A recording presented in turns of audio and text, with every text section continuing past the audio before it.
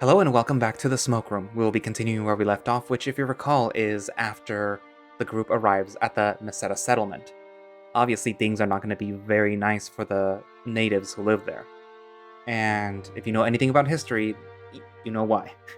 But in the previous episode, we had a little music video number thing, which was a very welcome surprise, which you don't normally see in stories like these, which are not depressing, but they're a lot darker than, like the human heart, for example, which is like, oh, it's all silliness, himbos and stuff. But yeah. So let's continue and see what happens.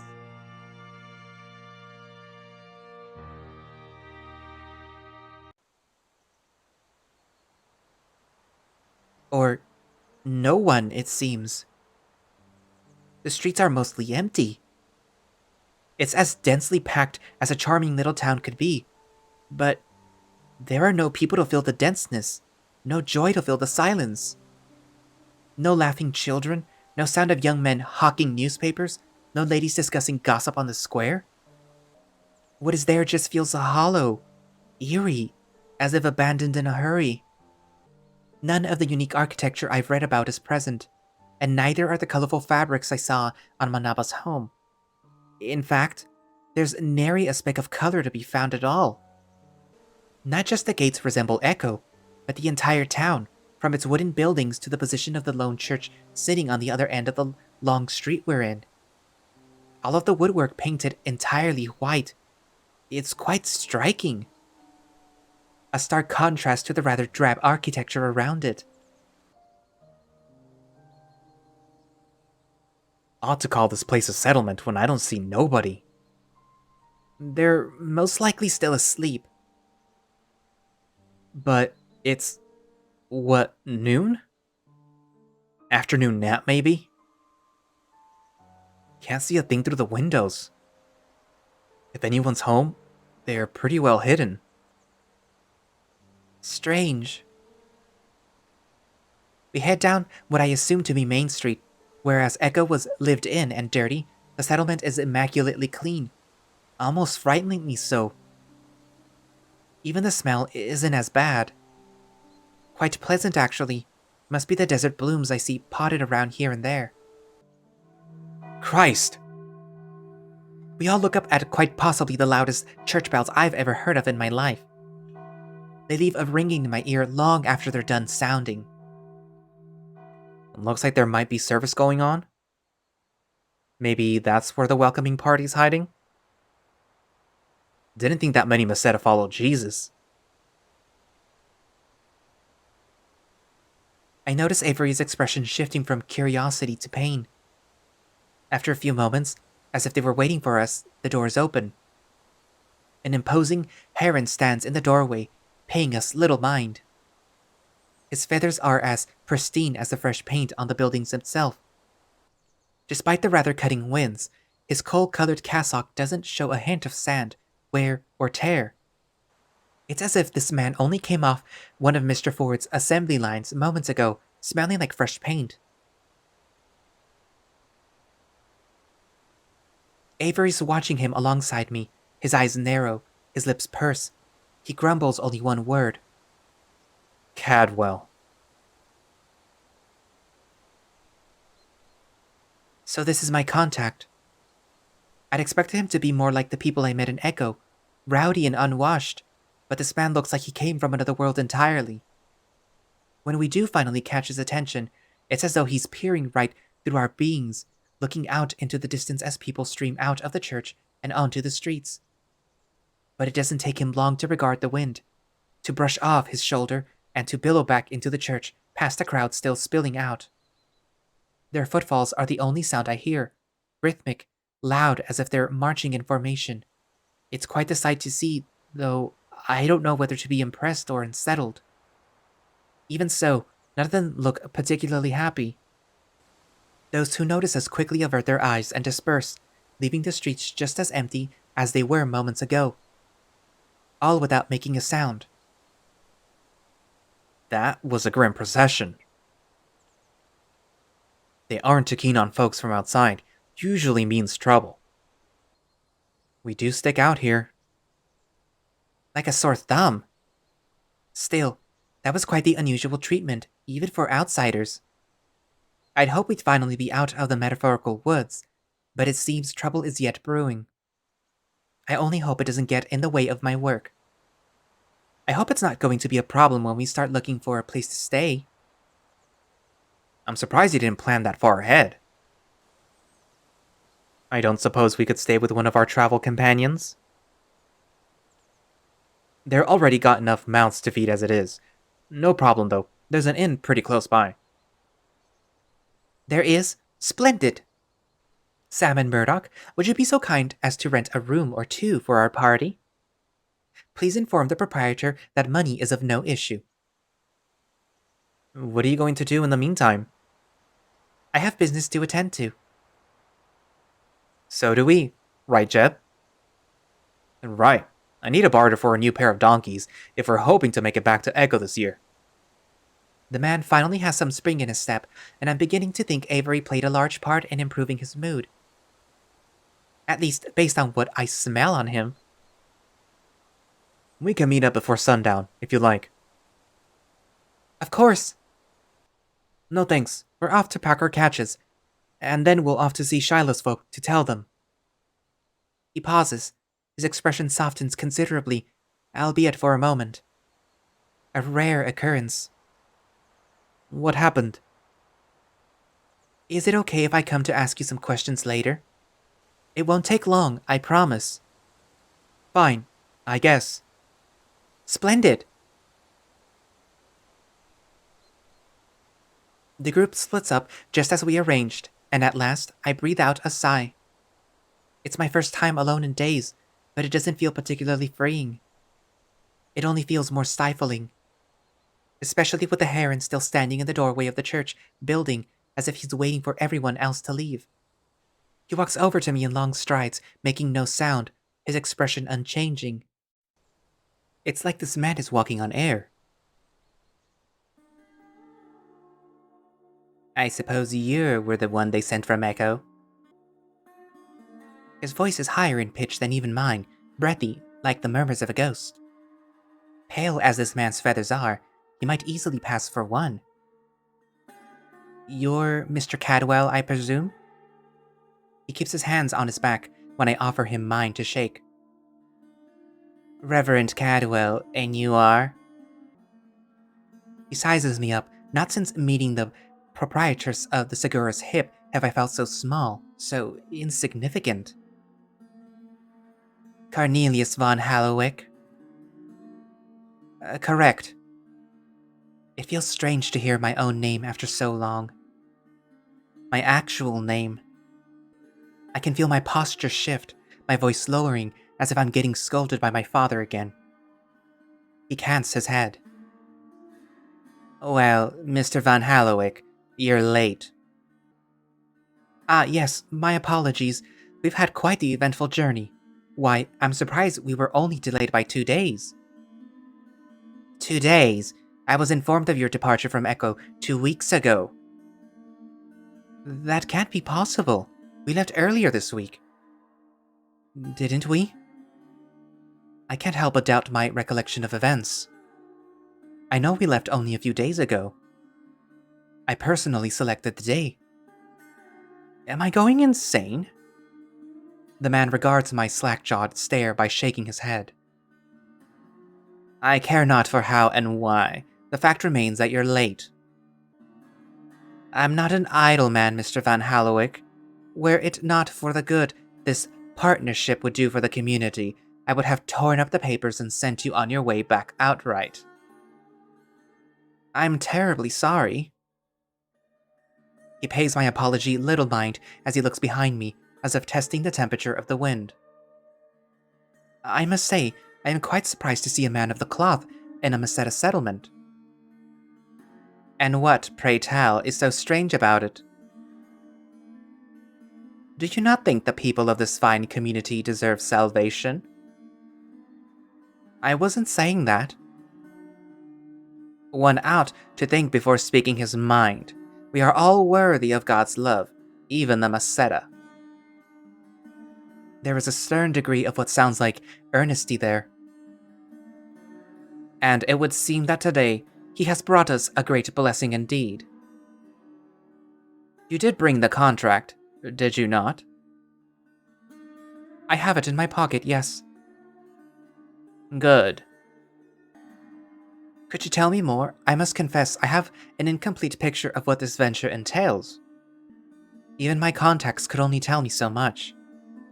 It would seem my benefactor is at least doing the bare minimum of covering his tracks. You're writing a thesis on the Meseta, are you not? I am. And the subject? He says that like he knows the answer. I repeat it for him anyway. Crossing cultural boundaries through labor to create a unified working force. I say it slowly so I don't trip over my words, just the way I rehearsed it. And there we are.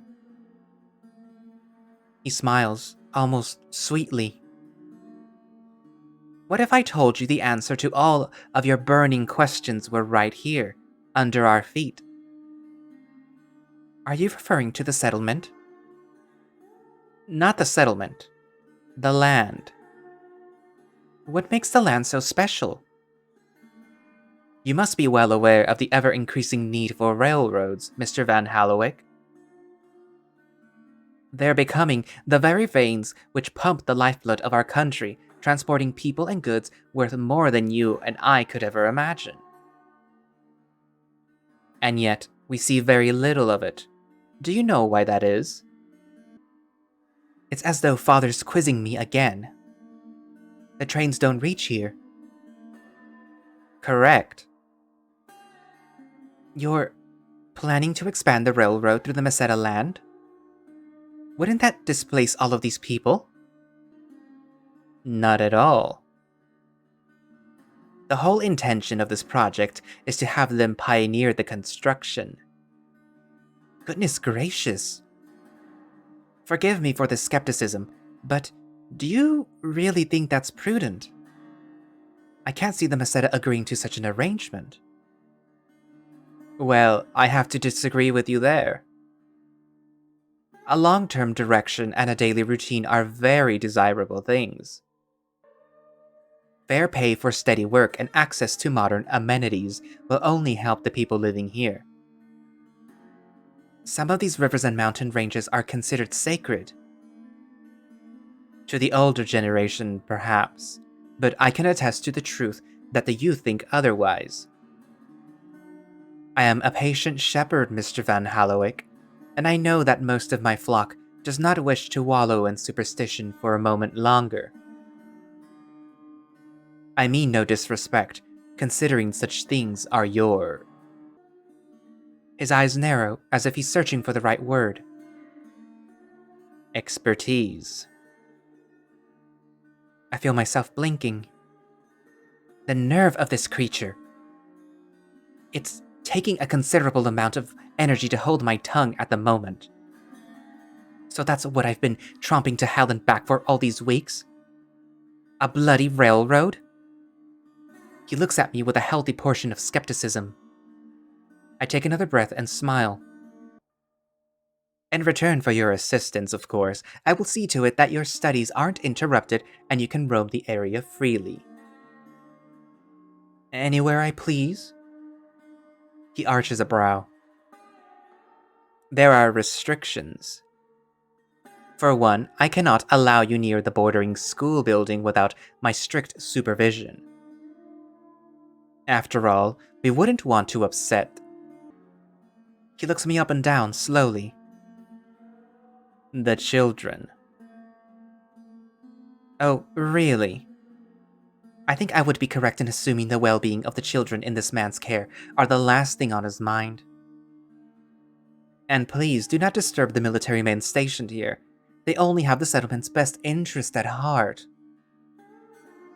Does one truly need an armory's worth of weapons to protect a small town's interests? Echo's got little more than Sheriff Adler, and from what my contacts could tell me, it's usually enough. That won't be a problem. Also, I trust Mr. Hendricks told you that his deal is strictly under the table, at the very least. Neither your friends nor the Meseta are to know. Of course. I wasn't even to so much as look at the contract's contents according to Mr. Hendricks. He was very insistent. Deliver the papers to me at the church after sundown. Until then, you may do as you'd like. Thank you. I'll do just that. Oh, and Mr. Van Hallowick? Yes? Do heed my warnings. I'd hate to see you and your friends end up in places you shouldn't be. Yes, sir. Thank you, sir. With a curt bow of his head, he glides back to the church, leaving me all alone in the town square and more confused than I'd like. Really now? Are you kidding me? Does he really think he can get me to do entirely what he wants after acting so rude? It's obvious this man has something to hide, and even more obvious, he's rather poor at doing so. But what could it be? Perhaps I should investigate. I'm sure the townspeople can give me at least something to work with. But then again, I should be working on my thesis as well.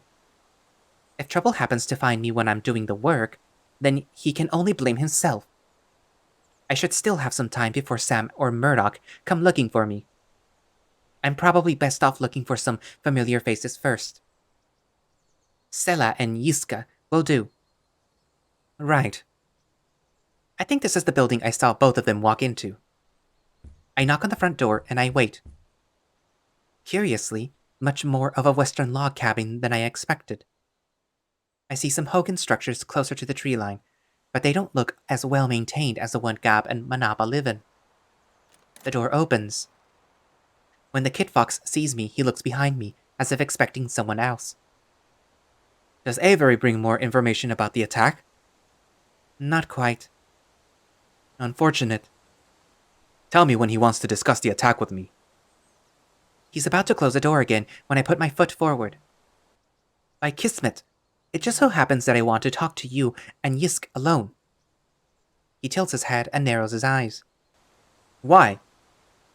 Because I want to know more about the people who live here, and used to live here. And I have some information that could be relevant still to your futures. An open line of communication is all that I'm asking for. When he opens the door a little more, I stumble forward. Fine. The cabin is far cozier on the inside than it looks. Framed pictures of pressed leaves line the wall, woven sarapes line the walls and chairs by the hearth. The bear ignores me while he loads what looks like wrapped fish into an icebox. The settlement seems a bit different from what I had pictured for a large Meseta community. Have the two of you lived here all your lives? This was Father's first home, but now it is mine. And what about Yiska? The large bear gives me a curious look and wanders my way. Family? All of mine have been here for 35 years. I see. That's barely a generation. What confuses me, though, is that from what I've gathered from trustworthy sources, the Meseta have had a strong tradition of maintaining a nomadic lifestyle. The laws of this country make that impossible for us. You are from Europa, yes? That is right. The truth is that it would have been best for everybody if your ancestors stayed there. My cheeks feel a little bit flushed. I want to believe that a world where everybody understands one another better leads to compromise and respect. Understanding one another also exposes vulnerabilities, yes? Exploitable vulnerabilities. I would suppose that could be a reasonable position to take. The collective information that my people give freely tends to be used by your people against them. I know that I am strong, and I do not fear to be understood, but I am just one person. I can talk to you about myself, but I will not talk to you about my people. But now that we have talked so much already, you said that you had information to share? That's right. I feel like they have a right to know what's coming. But Yiska does have a point.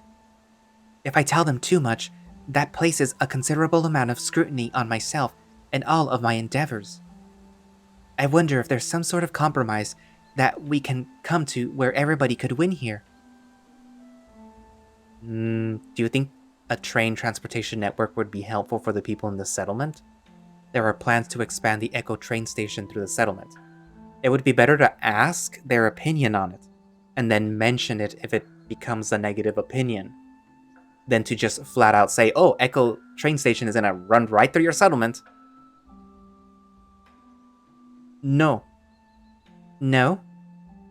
Yiska hums thoughtfully. I think I disagree with Tsela in this case. That could make our lives a lot easier. It won't. It is foolish to think any gift from these people does not have a terrible cost. If it means we could see our families or sell our game to more people, then I want it. Tsela sucks on his teeth and shakes his head. More people who couldn't care whether we live or die, I say no. We haven't been doing as well as we could. And we'll be doing even worse if we let them trample over us. He narrows his eyes at me. Tsela. I'll take my leave. I'm sorry to have bothered you. I make my way towards the door, probably only having worsened the situation. Yisk follows me. Forgive my friend. He's been rather emotional these past few days. You're talking about me like I'm not here. It's quite alright. We've had a long few days. I would be happy to answer questions later, if you are curious. Truly? Thank you. The bear smiles. Only one thing I want to ask from you. Which would be? Do not listen to the man in the church. Before I can ask what the meaning is behind his words, he shuts the door and I'm left outside. Very strange. I check my watch. I should still have time to look into some matters. I walked for ages to get here. I need new contacts. Surely there has to be a general store or a trading post. Those are always a good place to start when you don't know anybody. I stop walking when I hear a crunching noise behind me. It's Jedediah. He's holding a bright, shiny apple with a recent bite mark in the flesh. You seem like you've been busy. Yes, well, what else is new? I can hardly complain. This is an extraordinary opportunity for me, after all. I meant with the skirt. He jerks his head towards the church. What an odd thing to say. He's not usually one to speak or ask questions for that matter. The clergy has closer connections to the people here than the magistrate. Reverend Cadwell is speaking on my behalf to the town's officials to let us stay here for a while. For my studies. He blinks. He blinks.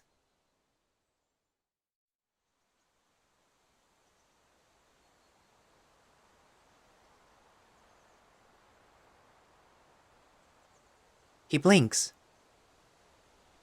Clergy aren't supposed to have much direct say in the law. Their own church forbids it.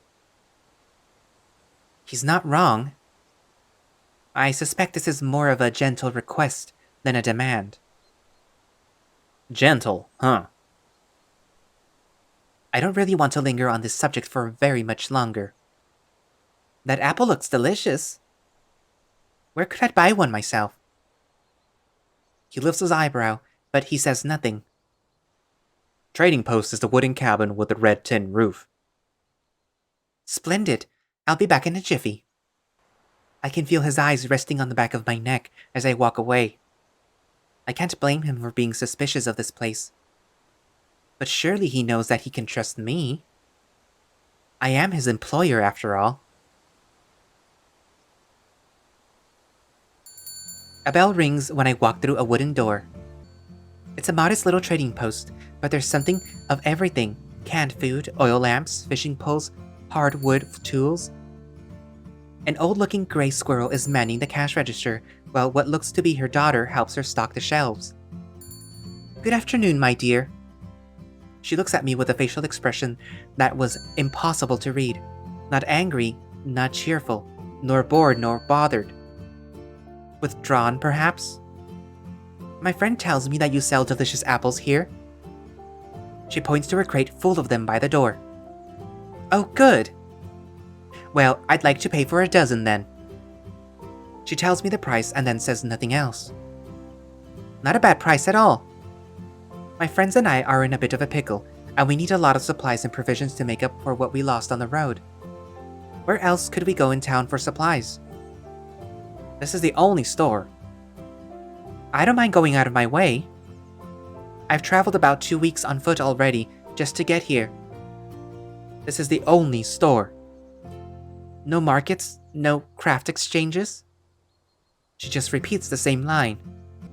She isn't impatient with me. She isn't angry. It feels like I'm interacting with a recording. None of this makes sense to me at all. Surely one store like this wouldn't be able to serve an entire community. Nothing about it speaks to the presence of a Meseta community save a paltry section selling pottery and some woven fabrics. If there are no other ways to buy goods, then surely there are other ways this community helps one another. Even if there's not much I can purchase, I'd still love to know more about how the people here cooperate. She shrugs. What can't be bought is made or grown or traded. Rations are distributed weekly by the township. What is sold here is for those visiting or passing through. People with money. I suppose that makes me wonder. Wonder what?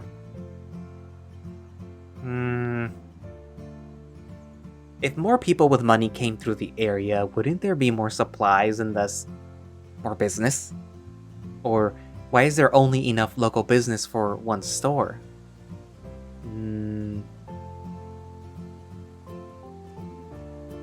I kind of want to drop hints that something's going on.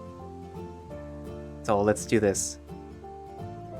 It sounds like the way to attract more people to this town would be helpful for a community. More money means less reliance on provisions, and that would be welcome. A railway system would make that easier. I see a glint in the older woman's eyes.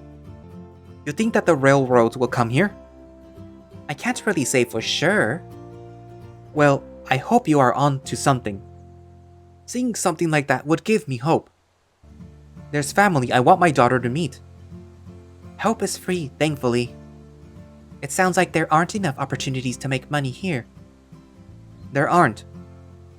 But why not? Surely there's arable land here. This town is close to a major waterway. Some people outside will not buy from you unless you are a citizen. Leaving is difficult, but returning is more difficult. I see. You mentioned trade. Is there a robust bartering system in place? Not much of one. Most Meseta traditions are not desirable to the Commonwealth. The path to citizenship and to purchasing land requires embracing traditions which are. I see. Will you buy something else? I feel a little paralyzed, to be frank. I'll take a water skin. Oh, I want to ask something else. She looks up from the cash box and stares. Now, I don't mean to come across as superstitious, but on my journey here, my companions and I ran into some bewildering hazards. Is there anything in the area you'd advise newcomers to steer clear of? Visitors come and visitors leave. There is no danger here that applies to them. But there are some things to know while you are here. Things like what? The well in the town center is not dry, but nobody drinks from it. Why? She shrugs. Everybody gets sick. We draw from the river instead. Another thing is that the lights in the school are always on after dark. Nobody goes to see why. Most curious, could this have something to do with the Reverend's stipulations? Last is that curfew is 8 p.m.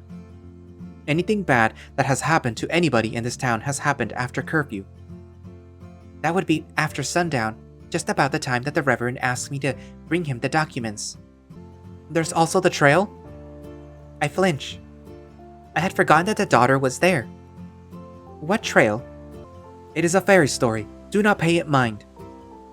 But fairy stories interest me quite a bit. I remember the ones grandfather used to tell me. I'd give anything to read that big old book with the tales from Brothers Grimm again. You should know that she does not pay it mind. She shakes her head, shushing her. It's just a game that I still play. Might I hear the rules? She purses her lips and crosses her chubby arms. There is a trail leading west out of the settlement. When I was little, some cousins and I would walk on this trail and feel very unnerved. We'd face each other, walking backwards, and call out one another's name, and then... Well, sometimes, we'd swear we could hear one other behind us when we were looking forward, coming from the woods. I thought I had experienced it once, but it never happened again. You said you buried your shoes. Because you didn't want to risk bringing one pebble back. Something that had upset me that night. But like I said, whatever happened never happened again. West, they said. That makes me wonder. Well, thank you for the talk and your time. It's about time for me to scoot along. She hands me my purchases, and I have to put some of the apples into my pack. I leave with more questions than I entered with. And yet, along with a conspicuously large number of apples, I picked up a curious sense of determination as well. Unraveling the mysteries of this quaint little town shall no doubt be my largest task yet. I look at my watch once more. I ought to go and see if Sam and Murdoch succeeded in getting us a room. I think I do well to get some rest. After that, I don't know. At the very least, I could do well to find Avery soon. I might just have to tell him about the map I found in my belongings. I'm already dreading it. The man's been nothing but kind to me, occasionally stern warnings aside. I know it's not my fault the map ended up with me, but I still feel responsible. I find myself walking slowly, uncertainly, just to stall a little more time. I've a long, long week ahead.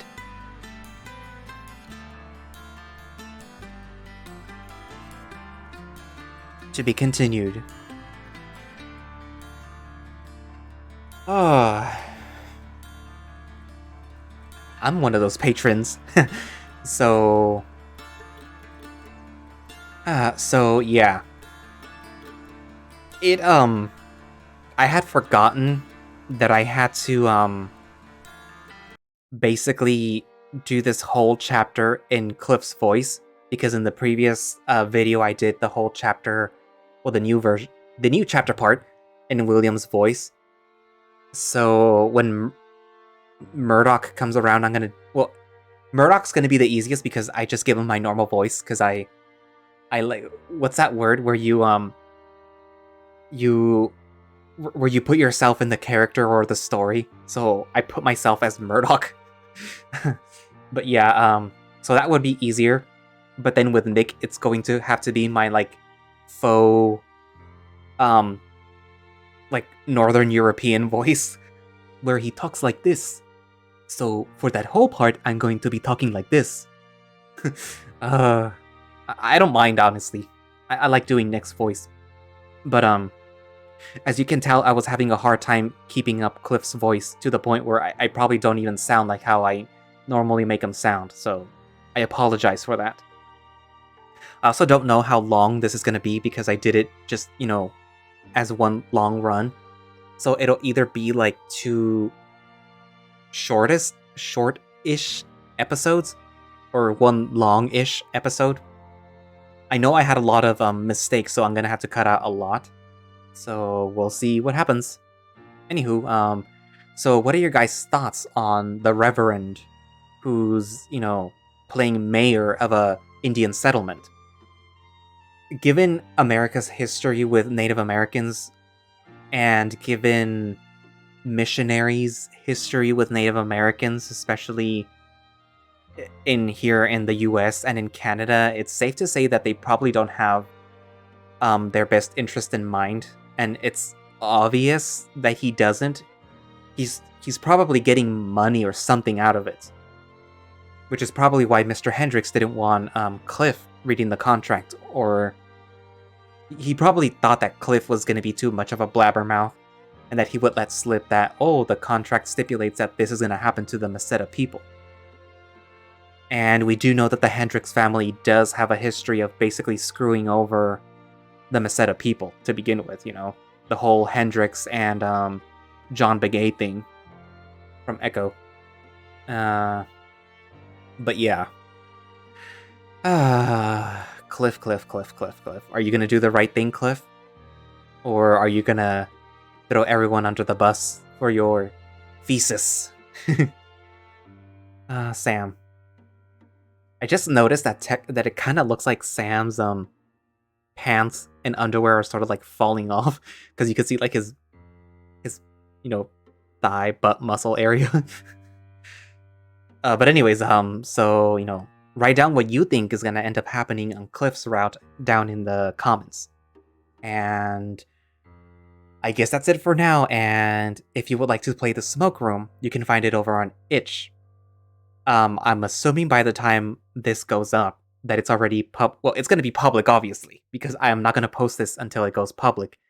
And hopefully they didn't add anything new when it goes public, because with the William one, when I recorded it, it didn't have the journal part. So my video doesn't have that.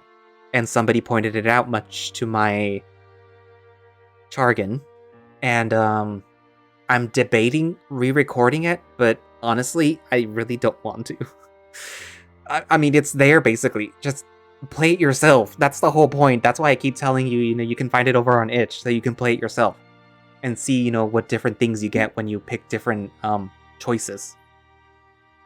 But yeah. Anyways, so like I said, you can find it over on itch. And if you would like to get early access to the Smoke Room at Astra Interia, Arches, and if and when Glory Hounds comes out, you can also get early access to that. And I know they do have another visual novel that's going to come out, but I don't know the title. I don't know if it's Know Your Role, because it's on the Echo Discord, but I don't know if that's what's going to come out after, well, like later. But yeah. But anyways, and you could also follow them on Twitter, which I'm assuming is going to have direct links to the Smoke Room build when it comes out. So yeah. And I guess that's it for now, and I will see you guys in the next episode. Bye-bye.